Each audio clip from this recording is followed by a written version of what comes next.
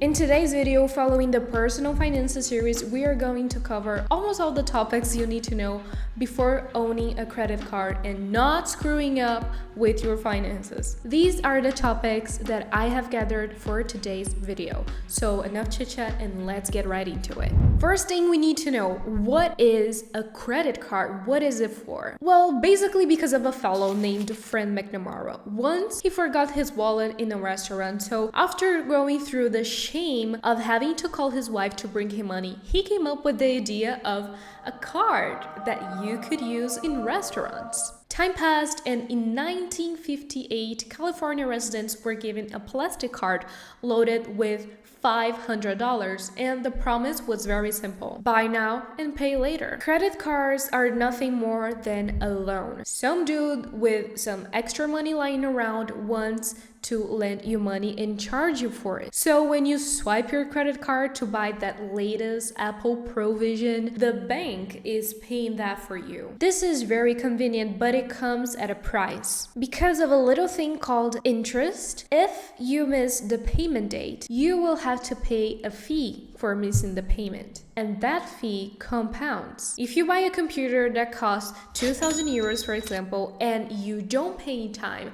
next month your bill will not be of 2,000 euros anymore. It would be 2,050 euros or 2,030 euros depending on the APR. You see where I'm going with this? If you don't pay your credit card bill on time, you're screwed. Your finances will go kapow, and you will find yourself in a snowball. Why? Because the fees are huge and they actually depend on something called your credit score. Some countries may have something similar with a credit score, but the idea is very simple. Credit scores are used in order to calculate how much of a risk you are. Because remember that in the bank's perspective, you are an investment. They know that lending you money and not having you pay in time will actually generate revenue, because you will have to pay those fees. And those fees and those interest rates will go right into the bank's pocket. So in short terms, a credit score is a number that will define how much credit worthy you are. The more credit worthy you are, the less interest would be applied, and the contrary also works. So if you are not so trustable to lend money to, your APR rates will be high. The harms of credit cards. So first, I will talk about the harms of the credit card to open your eyes and see if you're dealing with your finances correctly. The problem here never was the credit card, but how people deal with it. The first problem of the credit card is using a credit card will allow you to buy now and pay later. Essentially, it was made to get you in debt. It's not there to solve your problems. The banks are billionaire organizations. They spend millions of dollars researching how to get the most money out of each customer. So what do we learn from this main problem? Do not buy anything if you don't have the money yet. But that's what credit card is for. It's supposed to be used when you don't have the money. No, it's not. You will use your credit card with financial intelligence if you want to actually benefit from the perks that it has. And I will talk about them later in the video. But first, let's focus on the dark side. Do you know if by buying this refrigerator today, you will have the money to pay it back to the bank like 30 days later when your bill comes due? You don't?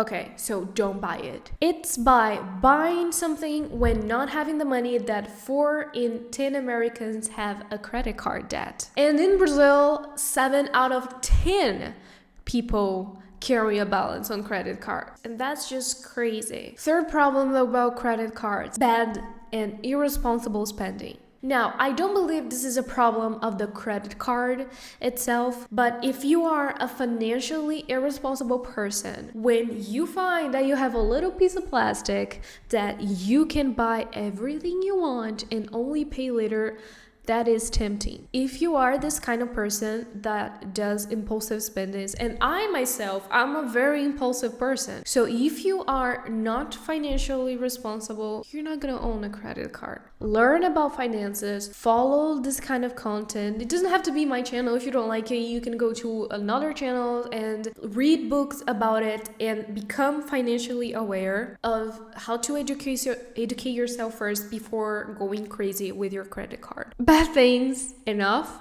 Why do people even use a credit card at all then if it has so many harm? Well, this is the part where we talk about the benefits. The benefits of a credit card.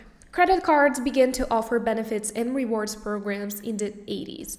They realized that people needed reasons to risk having a credit card. So they offer several benefits that you can use and keep using your credit card. For example, cashback. When you buy something, just because you use your credit card, a percentage of the purchase will actually go back to you. Another example, I live in Portugal and the credit cards here are not exactly packed with many benefits. But in the US, when you buy a plane ticket with a credit card, sometimes they even offer you travel insurance. So yes, credit cards offer hundreds of benefits. Travel benefits, rewards that can be redeemed for gift cards, merchandise, travel. So we get into the next topic of this video, which is who should own a credit card. There are basically two types of people who own a credit card. Those who pay it in time and those who don't. Ideally, you want to be someone who pays your bills on time. If you are this kind of person, you are the bank's worst nightmare because they're not making any money off of you. So if you are a financially smart person and you use a credit card just to,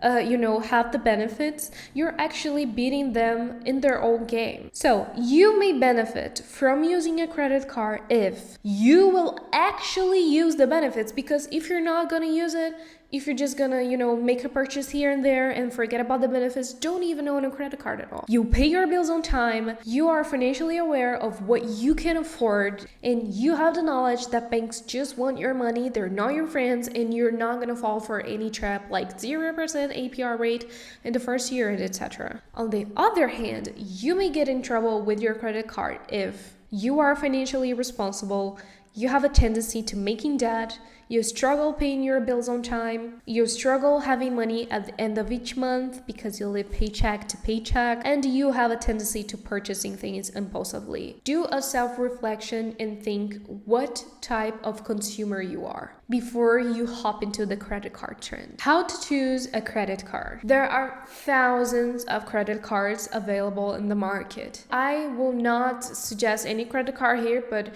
you can actually have a few things in mind when choosing a credit card. Number one, get a credit card with no annual fee or with a low one. There are several credit cards that are free, and if you want to pay, probably it will give you more benefits, but do your research. I wouldn't pay to have a credit card at all. I don't pay for my credit card. I only pay for the bills, but not for having one. But if you want, then that's up to you. Number two, get a credit card that has rewards that will complement your spending habits. Are you someone who travels a lot? No? Then why are you looking for credit cards that focus on travelers? Look for credit cards that will complement, not that will make you spend just for you to get that reward. Number three, customer service.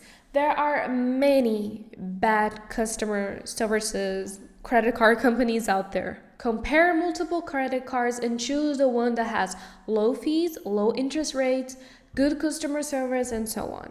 Now we're going to talk about my rules when using a credit card. Number one, I use credit cards because of the benefits. Number two, when I use my credit card, when I swipe, when I make a purchase, I go to the app and I pay the bills on time. So this is a personal rule of mine. I go to the app and I pay for the purchase I just made. Three, I do not pay for using a credit card. No monthly fees, no annual fees, no maintenance fees, nothing that. These are my personal rules, and you can think if they apply to you or not. I hope you got something out of this video, because there are many people out there who mess up with their credit card. So if you know someone who's like that, send them this video. Be smart, Make the best decision for your financial life, and see you in the next one.